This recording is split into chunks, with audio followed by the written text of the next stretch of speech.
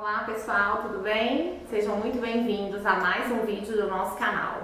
O meu nome é Vanessa, eu sou uma das sócias aqui da Evolui Recruiter e quinzenalmente a gente passa por aqui para compartilhar com vocês algum conteúdo sobre recrutamento e seleção, recursos humanos, assuntos em gestão de RH de forma geral. Então, caso seja a sua primeira vez aqui, aproveite para se inscrever no nosso canal, ative os sininhos com as notificações para você receber aí um comunicado sempre que tiver conteúdo novo.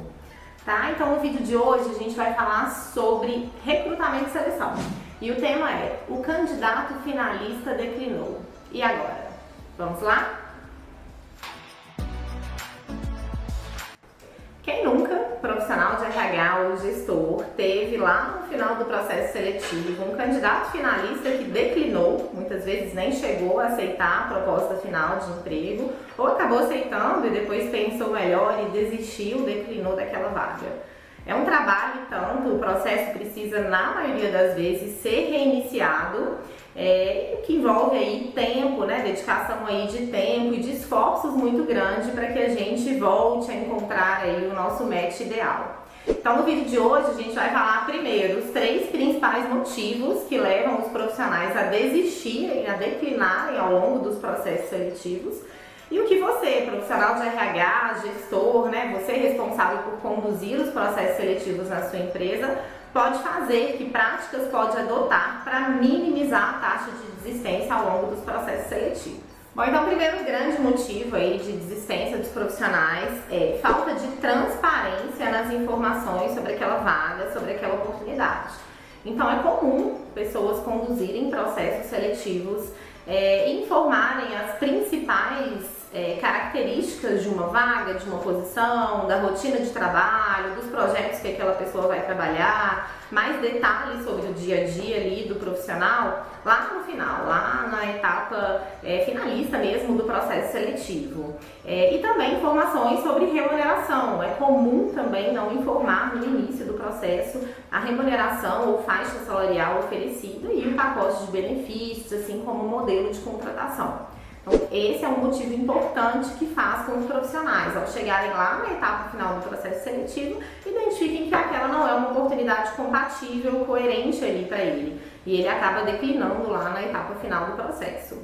O segundo motivo de desistência é processos seletivos muito longos. Então, na maioria das vezes, quem está participando de uma vaga, de um processo seletivo para uma vaga, ele está participando também de outros processos para outras oportunidades. Então, quando a gente demora um tempo muito grande para dar um retorno para o candidato, muitas vezes ele já deu o seu sim ali para uma outra empresa, para uma outra vaga.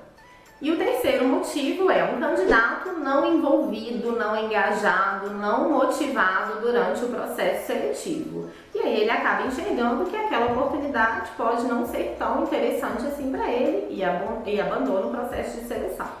Então, o que a gente pode fazer para otimizar, para reduzir o nosso percentual aí de desistência dos candidatos ao longo de um processo seletivo? Não só do finalista, mas a gente diminuir a taxa de desistência de forma geral ao longo de um processo.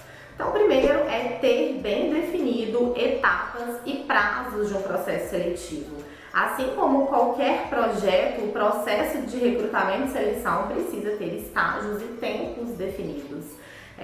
Como eu disse, quem participa de uma vaga, o candidato que participa de um processo seletivo, na grande maioria das vezes ele também participa de processos de outras empresas.